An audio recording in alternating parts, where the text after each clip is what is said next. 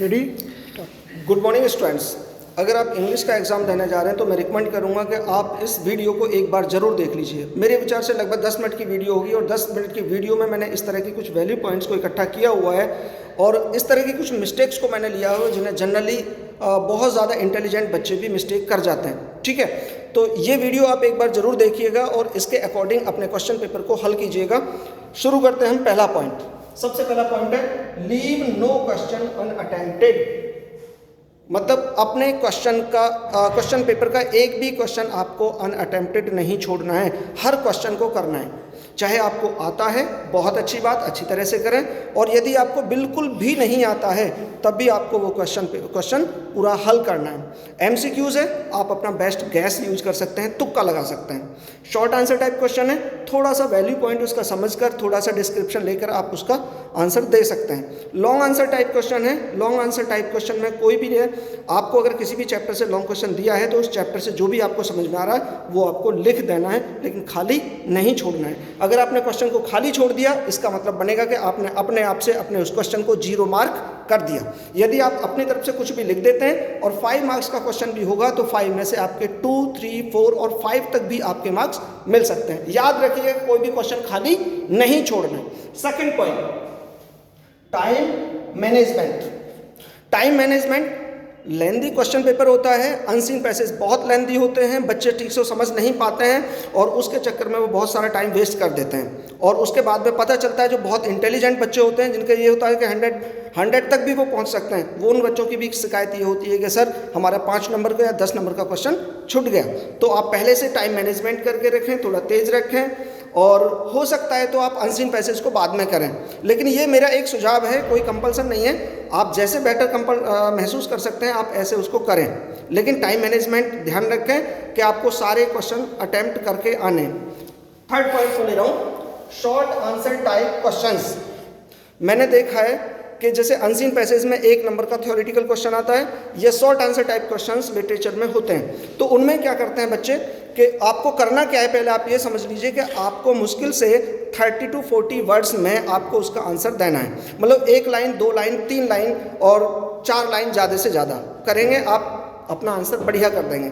लेकिन मैंने देखा है कि कुछ बच्चे अनसीन पैसेज का जो आपका शॉर्ट आंसर टाइप क्वेश्चन होता है उसमें भी पूरा का पूरा पैराग्राफ या पूरा का पूरा पेज भर देते हैं बेवजह। उसमें आप टाइम वेस्ट करते हैं, केवल 2, 3, 4 लाइन से ज़्यादा बिल्कुल ना लिखें और अपने टाइम को सेव करें, बचाएं। मान के चलिए कि शॉर्ट आंसर टाइप क्वेश्चन ही आपको 10 करने पड़ते हैं, तो 10 में आप अगर पूरा का पूरा पैराग्राफ या बहुत लेंथी करेंगे तो बहुत सारा टाइम आप कंज्यूम कर देंगे। वो उसके चक्कर में ना पड़े, केवल 1 नंबर का क्वेश्चन है तो 1 नंबर के हिसाब से ही उसका आंसर दें, टाइम बचाते हुए। ठीक है, थर्ड पॉइंट में ले रहा हूँ, फोर्थ पॉइंट में ले रहा हूँ, लॉन्ग आंसर टाइप क्वेश्चंस। कुछ बच्चे गलती क्या करते हैं कि उन्होंने लॉन्ग क्वेश्चन लिखा लेकिन पता चला उसमें 50 और 60 वर्ड्स आपने दिए। 50 और 60 वर्ड्स में आपको पूरे नंबर नहीं मिल सकते। मैं आपको बता दूं कि लॉन्ग क्वेश्चन का जो इवैल्यूएशन होता है, मार्किंग होती है, उसके 2 तरीके से होती है। पहला होता है उसका कंटेंट प्लस एक्सप्रेशन।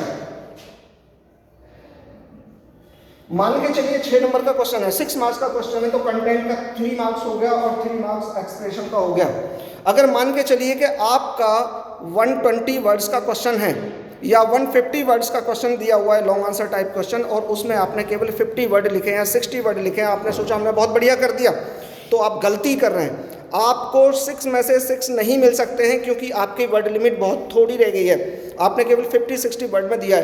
कोशिश कीजिए कि अगर 120 और 150 तक का आपका आंसर लिखना है तो आप कोशिश कीजिए 150 तक आंसर को ले जाने का। ठीक है, अगर आपका क्वेश्चन छोटा मिलता है, कंटेंट आपका कम मिलता है तो आपके मार्क्स कट जाएंगे। ठीक है, और तो कंटेंट को पूरा करें वर्ड के हिसाब से। और दूसरा एक्सप्रेशन में आती है, मैं बाद में बताऊंगा, अभी मैंने लास्ट वाला पॉइंट दिया है एक्सप्रेशन का बिल्कुल अलग। इसके आगे हम बात करते हैं रिलेटेड कंटेंट या रिलीवेंट कंटेंट। कई बार ऐसे बच्चे होते हैं ना जो बहुत केवल पासिंग मार्क के लिए जूझ रहे होते हैं, यानी जिन बच्चों की बहुत अच्छी तैयारी नहीं होती है, तो वो लोग बच्चे क्या करते हैं कि हमें आता कुछ है नहीं।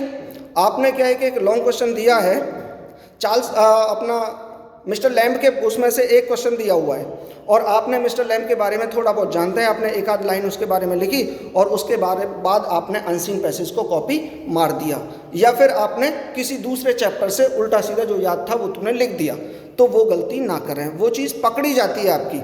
आप स्मार्ट बनने की कोशिश करते हैं कि हमने पूरा पेज भरकर दिखा रहे हैं, लेकिन आप पकड़े जाते हैं क्योंकि दूसरे चैप्टर के कंटेंट को आसानी से एग्जामिनर पकड़ लेता है। अनसीन पैसेज भी कई बार पढ़ा होता है एग्जामिनर के द्वारा, उसको भी पकड़ लेता है, एक जगह देखने के बाद ही वो पकड़ा जाएगा। ठीक है, तो अगर आपको लॉन्ग क्वेश्चन लिखना है, आंसर लिखना है और आप उसको बड़ा करना चाह रहे हैं, तो उसका एक फंडा यही है कि आप उसी चैप्टर से रिलेटेड जो भी आपको याद आ रहा है उस टॉपिक से रिलेटेड वो आप लिखें। तो ये पॉइंट था मेरा कि कंटेंट जो लिख रहे हैं वो रिलेवेंट होना चाहिए, रिलेटेड होना चाहिए। ठीक है, गलती ना करें। Next, writing section. Writing section में सारे बच्चे जानते हैं कि लेटर लिखना है तो लेटर उल्टा पुल्टा लिख दिया, आर्टिकल लिखना है आर्टिकल उल्टा पुल्टा लिख दिया। 3 4 5 इसके क्वेश्चन हैं और उनसे रिलेटेड जो भी फॉर्मेट हैं वो फॉर्मेट आप बहुत अच्छी तरीके से तैयार करके जाएं, क्योंकि फॉर्मेट का एक नंबर होता है और फॉर्मेट अगर गलत है तो उसका बैड इंप्रेशन जाता है, उसके बाद आपके कंटेंट और एक्सप्रेशन में से भी मार्क्स डिडक्ट हो जाते हैं। फॉर्मेट का सबसे पहले ध्यान रखें और मैं कहूँगा कि इसकी तैयारी के लिए आप मान के चले आप लेटर तैयार कर रहे हैं, आर्टिकल तैयार कर रहे हैं या फिर क्लासिफाइड तैयार कर रहे हैं, तो उनमें से आपको क्या करना है कि आप कम से कम एक 2 एग्जाम्पल के रूप में बहुत बढ़िया तरीके से देख कर जाइए कि किस तरीके से हमें करना है। ठीक है, नेक्स्ट पॉइंट पे ले रहा हूँ, answer of MCQs, number and attempts. कई बार देखा है कि MCQs आप कर रहे हैं, ऑप्शन दिए हुए हैं, लेकिन उसके बावजूद भी आपने खाली छोड़ दिया। क्यों खाली छोड़ रहे हैं भाई? 4 ऑप्शन दिए हुए हैं, तुम्हें एक भी पता नहीं है, तो भी आपको कोई सा ना कोई सा तो फिट हो सकता है, तो कैसे लगा दीजिए, चांस बन सकते हैं 25%, तो फिर भी आपके चांस बन जाते हैं क्योंकि 4 होते हैं, 4 में से 1 हो सकता है। अगर 4 क्वेश्चन करेंगे तो 4 में से 1 तो ठीक हो सकता है। और एक सबसे बड़ी दिक्कत आती है जो जो आंसर ऑफ MCQs का जो अटेम्प्ट्स आप करते हैं, अटेम्प्ट्स में क्या हो गया, नंबरिंग डालते समय मान के चलिए 12 क्वेश्चंस दे रखे हैं और 12 में से बोला गया कि 10 क्वेश्चन आपको करने हैं, तो आपने पता चला कि आपने 6th वाला छोड़ा है, 7th वाला छोड़ा है, बीच के 2 क्वेश्चन छोड़ दिए हैं आपने क्योंकि आपको 10 करने हैं। तो आपने क्या करते हैं, आप ज़्यादातर बच्चे क्या करते हैं कि आपने नंबरिंग डाली 1 2 3 4 5 6 7 8 9 10 बट डायरेक्ट डाल दिया, तो जो तुम्हारा 10 है वो वास्तव में एक्चुअली नंबर उसका 12 था क्वेश्चन पेपर के हिसाब से, और एग्जामिनर कंफ्यूज हो गया कि कौन सा नंबर का किया हुआ है। तो आप ये ना करें, नंबरिंग डालते समय ध्यान रखें कि नंबरिंग आपको वो डालनी है जो क्वेश्चन पेपर में दे रखी है। अगर 6 को आपको छोड़ना है तो 6 आपको नंबर भी छोड़ना पड़ेगा। मान के चलिए 1 2 3 4 5 आपने किया, 6 आपने छोड़ दिया तो उसको नंबर भी 6 छोड़ दीजिए। 7th भी छोड़ रहे हैं, 7th का भी नंबर छोड़ दीजिए। 8th किया है तो आप 8th नंबर उसको दीजिए, ऐसे नहीं कि आपने 6 या 7 दे दिया, 8th है क्वेश्चन पेपर में तो नंबर उसको 8th दीजिए। इस तरीके से कई बार आप लोगों के बहुत सारे मार्क डिडक्ट हो जाते हैं क्योंकि एग्जामिनर को पता नहीं चल पाता है कि वो एग्जामिनर तो पेपर के सीक्वेंस के हिसाब से देखता है। ठीक है, नेक्स्ट पॉइंट मैं आपको बता रहा हूँ, नंबर मिस्टेक। हाँ, वही नंबर मिस्टेक है, ये भी नेक्स्ट वाला पॉइंट भी। नंबर मिस्टेक में क्या करते हैं आप लोग, नंबरों की बहुत सारी मिस्टेक होती हैं। जैसे कि एक मिस्टेक आपकी इस तरह से होती है, जैसे मान के चलिए कि आपका क्वेश्चन नंबर था 4th और उसमें आपको आर्टिकल लिखना था, तो आपने क्वेश्चन नंबर ही नहीं डाला, आपने डाल दिया केवल आर्टिकल। अब एग्जामिनर को क्या पता चल रहा है कि आर्टिकल कौन से नंबर का है? तो एग्जामिनर को ऐसे मत कहिए कि एग्जामिनर कंफ्यूज हो जाए और कहीं ना कहीं आपके मार्क्स डिडक्ट हो जाएं। बिल्कुल make sure that you have to put all the question numbers according to your question paper. आप अपने हिसाब से क्वेश्चन नंबर मत बनाइएगा, क्वेश्चन नंबर एग्जैक्ट वो डालिए जो क्वेश्चन पेपर में दिए हुए हैं। ठीक है भाई, नेक्स्ट देखेंगे आप सीन पैसेज और स्टैंजा की बिगनिंग। अभी अगर हमने देखा है, वैसे भी जो बोर्ड के एग्जाम होते हैं या जो प्री बोर्ड कराए गए हैं उनमें भी बच्चों ने क्या किया हुआ है, मान के चलिए कि 3 तरह के तो अनसीन पैसेज दिए हुए हैं, सीन पैसेज दिए हुए हैं, स्टैंजा दिए हुए हैं, 3 उसमें दिए हुए हैं और तीनों में भी एक चॉइस है। टोटल मिलाकर 6 आपके सीन पैसेज या स्टैंजाज बन जाते हैं। और आपने क्या किया है, आपने भी कोई सा भी केवल नंबर तो डाल दिया कि क्वेश्चन नंबर 5, लेकिन क्वेश्चन नंबर 5 में ए है बी है, तो ये तो पता ही नहीं चला कि आपने कौन से क्वेश्चन चॉइस में दिए हुए हैं। 2 हैं, ए और बी दोनों में से एक करना है। आपने यही नहीं बताया कि आप कौन सा कर रहे हैं, तो टीचर को ही नहीं पता चल रहा है कि आप जो टीचर चेक करे वो ए के हिसाब से करे या बी के हिसाब से करे। तो आपको क्या करना है, आप जैसे मान के चलिए कि अगर आपका स्टैंजा है या फिर पैसेज है, तो आप उसकी पैसेज का पहला वर्ड लिखें। देख पा रहे हैं, मान के चलिए आप पहला वर्ड लिख दिया, उसके बाद में डॉट डॉट किया और उसमें पैसेज का लास्ट वाला वर्ड यहाँ पर दिया। तो इससे क्या होगा कि एग्जामिनर को ये पता चल जाएगा कि जो आपने आंसर दिए हैं वो वाला पैसेज ये पर्टिकुलर है। ठीक है, इसका विशेष ध्यान रखें। नेक्स्ट पॉइंट है आपका ग्रामेटिकल मिस्टेक। एक बहुत बड़ी गलतफहमी बच्चे दिमाग में डाल लेते हैं कि ग्रामर का कोई फर्क नहीं पड़ता। भाई लैंग्वेज का पेपर है, लैंग्वेज का पेपर आप दे रहे हैं और लैंग्वेज में ग्रामर का ध्यान नहीं रखा जाएगा तो और किस बेस पे मार्क्स दिए जाएंगे।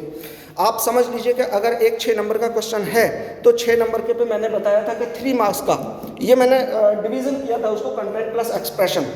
3 नंबर का कंटेंट का हो गया और 3 नंबर आपका एक्सप्रेशन होगा। ये जो एक्सप्रेशन है ना, वो एक्सप्रेशन में सबसे ज़्यादा आपकी ग्रामर ही देखी जाती है। मान के चलिए कि एक क्वेश्चन है 6 नंबर का और उसको 10 बच्चों ने कर दिया, तो एग्जामिनर सारे उस पर 6 मार्क्स नहीं दे सकता, 6 मार्क्स नहीं दे सकता। एग्जामिनर उसकी क्वालिटी को चेक करेगा, पता चलेगा कि आपने उसमें एग्जामिनर ने देखा पहले सेंटेंस में मिस्टेक, दूसरे सेंटेंस में मिस्टेक, तीसरे सेंटेंस में मिस्टेक, और एग्जामिनर ने रेड पेन को उसको मार्क कर दिया। तो फिर क्या लगेगा एग्जामिनर को कि 6 मार्क का क्वेश्चन था, 3 मार्क्स दे दो, काम खत्म। अगर इससे ज़्यादा नंबर लेने हैं आपको, 3 और 4 से ज़्यादा नंबर लेने हैं, तो आपको ग्रामर पर एग्जामिनर को रेड पेन चलाने का मौका नहीं देना है। ये बात आप समझ लीजिए कि ग्रामर चाहे तो आपका सेंटेंस बेस्ड हो, जस्ट लाइक आप वह गया था आप ये लिखना चाहते हैं तो ही वेंट आप लिखें। अगर आप ही वॉज गो, जैसा कि जनरल मैंने देखा है ज़्यादातर बच्चे कुछ ऐसी कॉपियाँ मिल जाती हैं, अगर आप ऐसा लिखेंगे तो एग्जामिनर को रेड पेन चलाने का मौका मिलेगा और नंबर कटेंगे। दूसरी बात, फुल स्टॉप के बाद सबसे पहले कैपिटल लेटर बनाया जाता है। ज़्यादातर बच्चों का स्मॉल लेटर बनता है, उसमें भी एग्जामिनर आपकी क्वालिटी को जांचता है कि आपकी ग्रामर पर कितना पकड़ है और 6 नंबर में मुझे इस बच्चे को कितने मार्क देने हैं, उससे ही यह निर्धारित करता है। तो ये मैंने कुछ पॉइंट्स आपको दे दिए हैं, इन पॉइंट्स के आधार पर आप अपने पेपर को हल करेंगे और मैं मुझे पक्का विश्वास है कि अगर आप इसके आधार पर चलेंगे तो 100% आपका जो रिजल्ट होगा वो पॉजिटिवली अफेक्टेड होगा। ठीक है students, good bye, take care and all the best.